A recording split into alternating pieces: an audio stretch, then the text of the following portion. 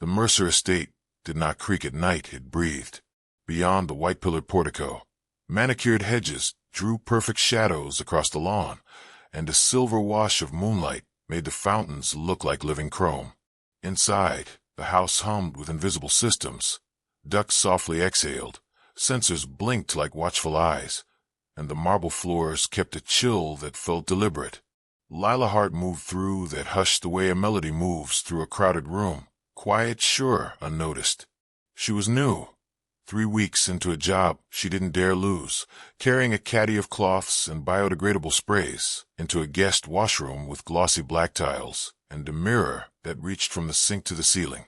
Steam from a recent shower had softened the air. The place smelled faintly of eucalyptus and cedar. She liked this room. The neat geometry, the bevel of light along the mirror's edge, the way her breathing steadied while she polished a flawless surface towards something even cleaner.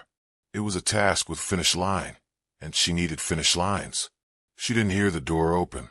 She didn't sense the figure until the mass of him altered the air. Adrian Mercer, 35, startlingly composed. A man whose name made headlines in mergers, stopped in the doorway. He hadn't meant to be there. He rarely drifted from his private wing at night, but he heard a hum, a thin, stubborn tune, and followed it. "Sorry," Lila said without turning, voice clipped and careful. "Almost done." She rose. The hem of her uniform skimmed the edge of the marble counter, snagging on the underside. The slight jerk lifted fabric, just enough to let the past breathe. "Wait," he said low, not unkind, but unmistakably in charge. Her hands flew down, pinning the fabric. "Please," she whispered, and the word fractured on fear. That fear stopped him colder than the tiles. She wasn't embarrassed. She wasn't nervous. She was bracing. He moved slowly, like approaching a skittish animal, like approaching the truth. His fingers brushed hers as he eased her hands away. The fabric rose an inch, then 2. The scar was a pale river cut hard into skin, jagged from upper thigh to hip, healed, but not gentle. No accident, no childish tumble. This was a story written by someone else's violence, and by her will to live anyway. Adrian's breath thinned. Anger coiled through his ribs, too sharp to be abstract. His voice changed. "Who did this to you?" Lila's eyes found the floor. "It doesn't matter," she said, steel beneath softness. "I'm here to work." But the room had already shifted. The house that breathed suddenly listened, and the man who controlled everything realized he'd found the one thing he couldn't stand to leave alone. By day, the Mercer estate performed perfection. The driveway curved like a signature. The foyer held a chandelier that threw tiny suns onto the walls. Portraits in gilt frames followed you down the corridor with an aristocratic kind of judgment. Staff moved with precision. No one hurried, no one stumbled. Lila wore her invisibility like armor. At 23, she'd learned that being unseen could be safer than being liked. She rose before the sun, braided her hair tight, kept her uniform impeccable. She knew which doors closed automatically and which required a gentle nudge, which lights hummed and which buzzed, where the cleaning supplies were stored beneath the smart home circuitry that kept the estate obedient to an app. She counted steps between rooms, not out of compulsion but out of strategy. Distance meant planning. Planning meant control. She cleaned the teak banister with delicate strokes, as if it could bruise. She polished the marble until it reflected a version of herself that looked competent, strong, fine. The other housekeepers tried to reach her anyway. Teresa, in her 50s, with a voice that could coax laughter out of stone.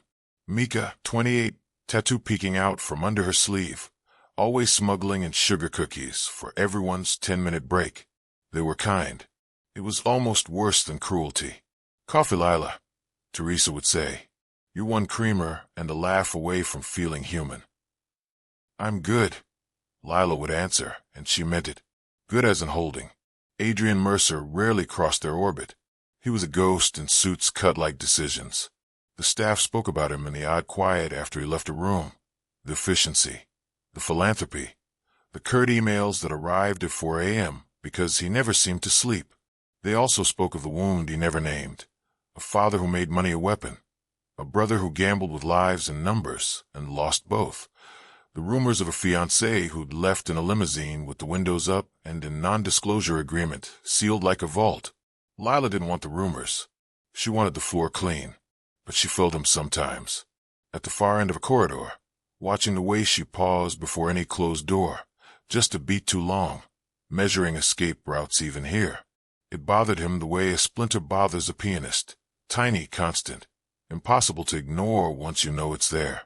He told himself it was none of his business.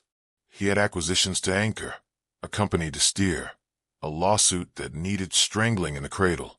Yet the image returned, black tiles, the soft white of her knuckles, the scar like handwriting you couldn't unsee. There are lines we choose not to cross to keep our worlds intact. He'd drawn them thick and non-negotiable. He was already considering where to step over. Breakfast at the Mercer house was a study in absence. An enormous table and one person seated at the far end. A carafe of black coffee. Sliced fruit he rarely touched. The paper, which he read like battle plans. That morning, the setting had been altered. 2 cups. Steam rising from both. A second chair pulled back, as if someone had been expected. Lila stood in the doorway with a stack of linen napkins. She froze. He'd done this on purpose. "Sit," he said, straightforward, like delegating a task. "Sir, Lila."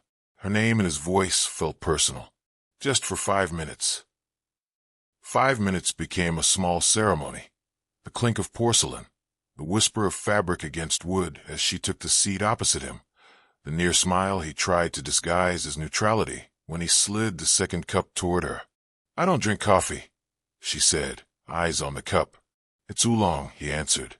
"You seem like tea." She blinked. "Why?" "Because you listen to a room before you enter it," he said. "Tea is patient." He said it without flirtation, without charm, as if he had simply observed a fact of the world. She lifted the cup, letting warmth seep into her fingers. The scent was grassy and faintly sweet. She hadn't taken breakfast at a table with anyone in, she swallowed, a long time. "I asked you a question the other night," he said, voice low, "and you had the right not to answer. You still do." "I know," she said. "You also have the right to not carry it alone." The word alone hit like an echo. She set the cup down carefully. "I've been alone with it for so long it learned to take up less space," she said. "That seems deficient." "Efficient," he repeated, like the word tasted wrong in this context. "Is efficiency your goal with pain?" "My goal is survival," she said. "Efficiency is just an elegant way to survive without bleeding all over the rug." A corner of his mouth lifted. Respect, not amusement. "Then this won't be efficient," he said, and let silence do a kind of work words couldn't. They didn't talk about scars after that. Not in those terms. He asked about the book she always kept in the pocket of her apron. Poems by Lucille Clifton. Dog-eared and stubbornly hopeful.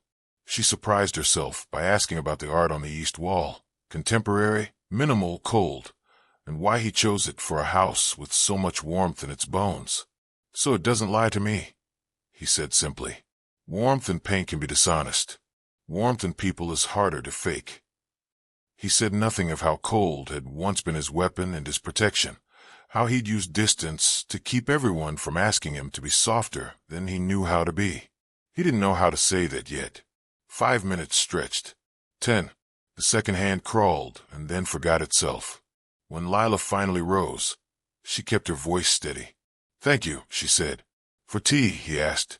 "For seeing me as more than the person who scrubs your mirrors." He didn't answer. He didn't need to. The answer was in the way he watched her leave, like a man who'd just recognized his own reflection and found it changed. Days formed a braid of small moments. In the library, she dusted spines while he pretended to check a portfolio. He learned her tells. The way her jaw tightened before she entered a room with a closed door. The way she relaxed, almost imperceptibly, when she could see sky through glass. She learned his. The exact cadence of his voice when he was angry but controlled. The way his fingers stilled when a memory cut too close. He found reasons to be where she was without making his reasons obvious. He insisted on carrying a case of bottled water down to the storage level because the freight elevator creaked like an old animal and someone should supervise it. He paused in the garden when she was there and asked novice questions about roses he had planted with money and no knowledge. She spoke about pruning like a thesis on mercy. You cut back to make room for future bloom. He listened as if she were teaching him to breathe. "Did you always like gardens?" he asked one evening. Shadows long, the air thick with the sweetness of late magnolia. "After," she said. "After." She met his gaze, steady. "After I decided not to hate everything that touched what hurt me." He took that in like medicine. "That's a generous decision." "It's a practical one," she said. "Hate is heavy. I work better when I can set things down." He wanted to set something down too, something he never named. The way power had become both shield and cage, the way his father's voice still lived in his head, like a ruthless board chair, voting no in perpetuity. He didn't tell her. Not yet. But he let her see the edges. The staff saw changes first. Adrian's footsteps slowed. His tone warmed by a degree. He said thank you and meant it. He cut a meeting short to check a leaky faucet in the staff hallway. Not because he knew how to fix it, but because he understood that showing up had currency money couldn't buy. Teresa watched this new gravity between Adrian and Lila and shook her head in private delight. "About time," she whispered to Mika, who grinned like a conspirator. If Lila noticed the looks, she pretended not to. She had learned not to trust blessings that came wrapped as attention. And yet there were nights when she found herself in the library with him past any reasonable hour, tea cold, talking about the way music changes a room's bones. He confessed a love of jazz, improvisation held together by an invisible agreement. She said she liked songs that made room for silence. When she left those nights, her chest ached with something she wouldn't name. She'd known desire that felt like danger. This didn't. This felt like a door that stayed open and a pair of hands that never pushed. It happened in the staff hallway because life likes to test declarations, where fluorescent lights hum and folded sheets wait for a closet they won't fit. Lila was aligning a stack of towels, corners squared, when Adrian appeared in the doorway with his arms crossed like he was holding himself still. "You don't have to be afraid of me," he said. Her hands paused. "Maybe not," she said softly, "but I have every reason to be careful." He nodded. "Careful is smart." He stepped into the room and stopped 3 feet away, an intentional distance. She watched him assess that space like one more decision with profit and loss. "When I was a teenager," she said, and her voice didn't tremble, "I worked for a family who called me sweetheart when they needed something and ghost when they didn't. He tried to hurt me. I fought. I ran. The scar is a receipt I refused to pay." Adrian's jaw flexed. A low, controlled fury moved through him. "Did anyone help you?" "No," she said. "Not bitterness. Not martyrdom. Just a ledger entry. People like them believe closed doors make their stories true. People like me learn to leave doors open." He nodded like a vow. "No one will ever touch you like that again," he said. "Not while I am here." Promises are dangerous things. She had learned not to trust words that came dressed for a parade, but it sounded like they had been through a fire. She searched him, looking for the lie. Found none. "Protection isn't ownership," she said, not challenging, clarifying. "I won't belong to anyone again." "Good," he said, surprising her. "I'm no one's jailer. I can make this house safer, not smaller." She exhaled. It felt like a window opening. He didn't reach for her. He didn't need to. The promise had moved the air between them, and the fluorescent lights felt almost gentle. That night, he called the head of security. Policies were tightened. A new system audited entry logs for anomalies. Background checks that had once been routine became thorough. He didn't explain. He didn't have to. Power can be a blunt instrument. He used it like a scalpel. The staff noticed, not the surveillance, but the care. A staff-only shuttle was added after the late shift. Parking lot lights stayed on longer. Teresa's grandson got a scholarship through the company foundation, and Adrian acted like it was a paperwork fluke he'd barely seen. Lila said nothing, but when she passed him in the corridor, She let her eyes hold his for one beat longer. It should have been a normal evening. A storm rolled in off the river, turning the sky the color of slate. The chandeliers dimmed politely, the smart home generators took their cue without drama, and rain mapped delicate paths down the glass walls. Lila moved toward the servants' wing with the sense that she'd forgotten something and the conviction she could not afford to. "Lila," he called from the top of the grand staircase. She turned. He was all shadow and light, hand on the banister like he needed it to steady a truth. "I know where I stand in life," he began, descending, "and what it looks like. Money, control, rooms that open because my name gets there before I do. I've confused that with strength." He stopped 3 steps above her, close enough to see the flecks in her irises. "You taught me that strength is what survives, not what wins." She swallowed. "Adrian, I don't care about titles," he said softer. "I care about the woman who didn't let a scar become a fence. I care about you."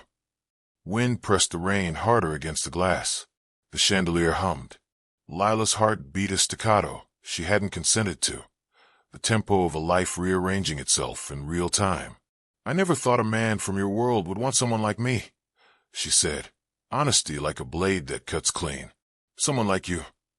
He shook his head, a smile breaking through the solemn. "Lila, there's no one like you."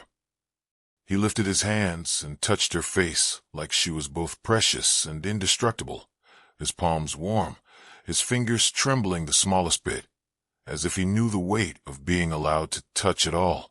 When he kissed her, it wasn't conquest. It was consent. It tasted like rain. The house held its breath the way a theater holds still at the first line of a monologue everyone's been waiting for. When they pulled back, everything felt both louder and newly precise. The hammering storm, the lights, the shape of the room around them. They smiled without planning to. From then on, the house softened around their presence.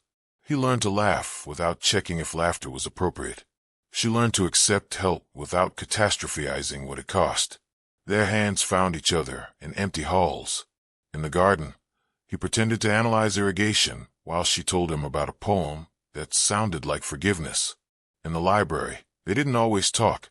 Sometimes they rested in the quiet, like it was a place instead of an absence. The staff pretended not to see, which is how love survives in places with rules. Stories don't move in straight lines. Sometimes the past insists on a cameo. It came on a Tuesday, which is the day boring things are supposed to happen. Lila was in the laundry room, the thrum of machines a-low, bodily comfort, when the intercom crackled. "Delivery at the gate," the guard said. "Special signature required." Teresa squinted at the clipboard when it arrived. "It's for Mr. Mercer," she said, then frowned. "And for Ms. Hart." Ice ghosted Lila's spine. She didn't know anyone who could send a package here, let alone one that demanded her name. Adrian appeared with the guard. His posture leaned forward the way it did when danger was possible, but not yet proven. The box was anonymous brown, the kind that hides both kindness and cruelty. The return address was a P.O. box in a city she did not want to remember. Inside, a single photograph lay on top of tissue paper. It was her, age 17, blurry and desperate, caught mid-run through a side gate of a house that looked expensive in a way that choked. The back of the photo bore a neat line of ink. "Still believe doors save you?" Then a signature that wasn't a name, just an initial she knew too well. Lila's breath abandoned her, then returned jagged. She didn't cry. She didn't have tears to waste. But the room shrank. Adrian's hand hovered near her shoulder, not touching, waiting for permission. "Who?" he asked, a single syllable both gentle and lethal. She told him. Not every detail. Enough. A wealthy client of the family she had worked for. The man who wore benevolence like a tuxedo. The one who said she owed him something for every kindness, and then tried to collect. She showed him the initial. His eyes went very still. "We'll handle this," he said. "Not I. We." He made 2 calls. One to his attorney, who had a talent for turning threats into paperwork that never saw daylight again. Another to a woman named Deanna, who ran a nonprofit that specialized in legal advocacy for domestic and workplace survivors. Within an hour, A security plan existed with bullet points and consequences. Within 2, Deanna had Lila on the phone, voice velvet warm and steel strong, outlining options that did not require Lila to relive a single thing she did not want to. "I don't want to be a case file," Lila said. "You won't be," Deanna answered. "You will be a person we stand beside." The package had contained one more item, a silver lighter engraved with the initial. A taunt, a reminder. Adrian picked it up with a handkerchief the way you pick up something toxic. "Do you want to keep it?" he asked. "No," Lila said, then softer. "But I want it to matter that I said no." "It will," he promised, and handed it to the guard with instructions said in a tone that erased doubt.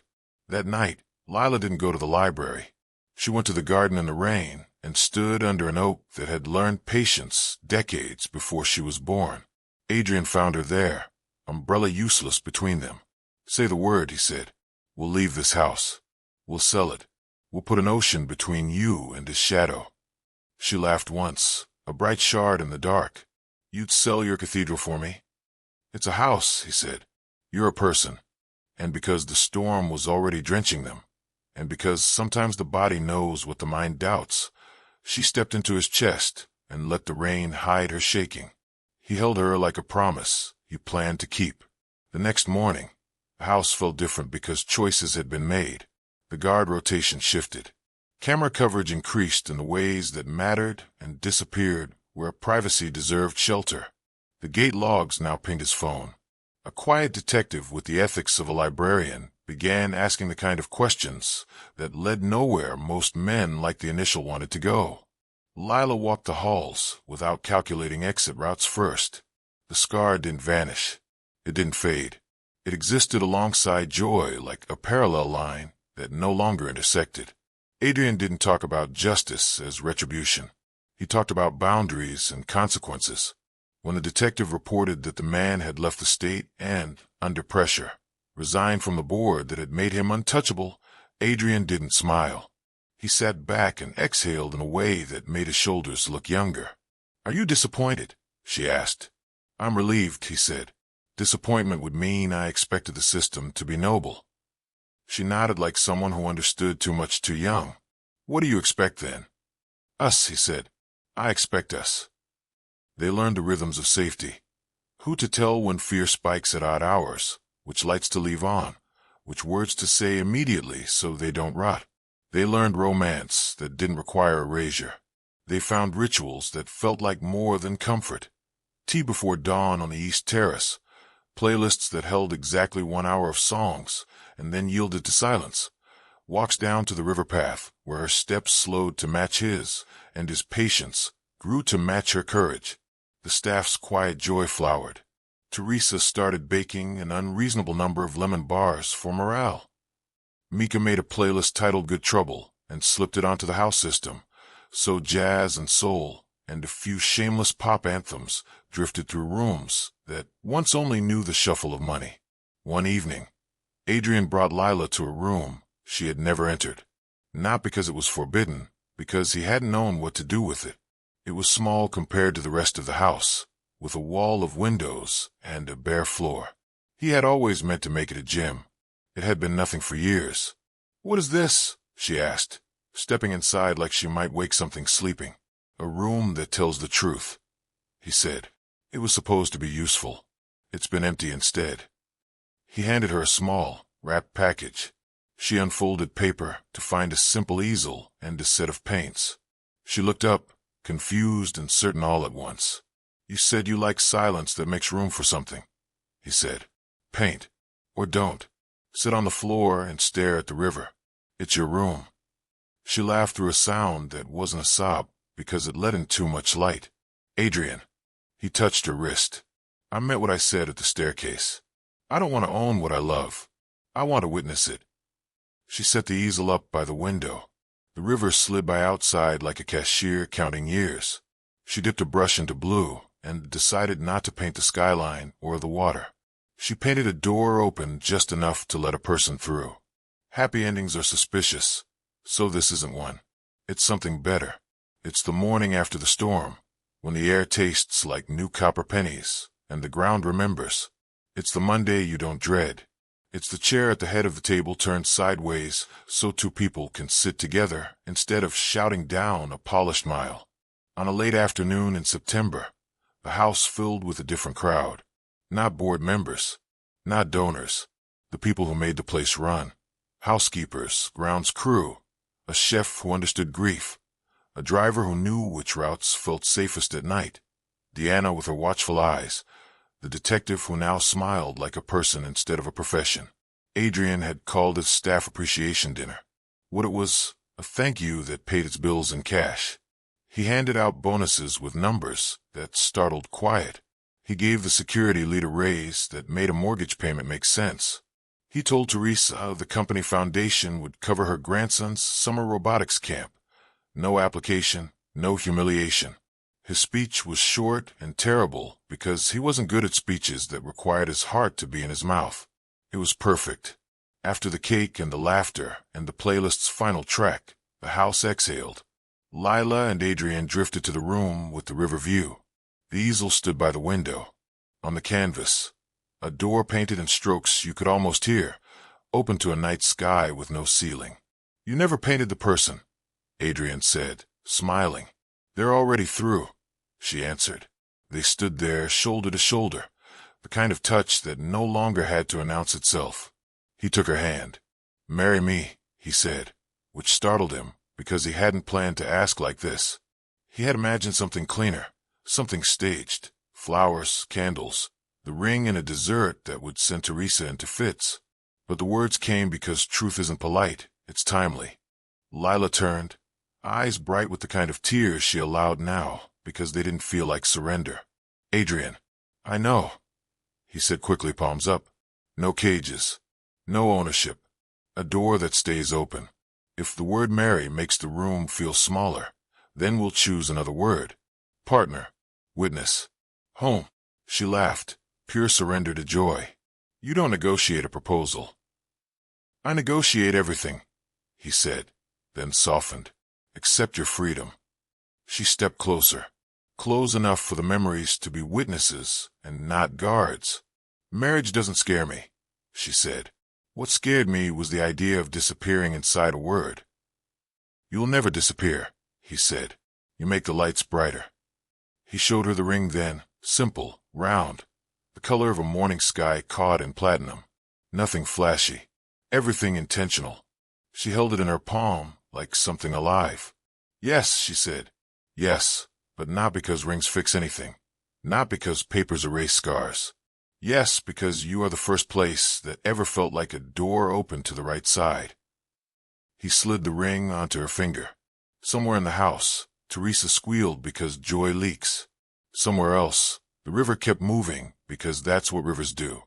They kissed, and the mosaic of their days arranged itself again.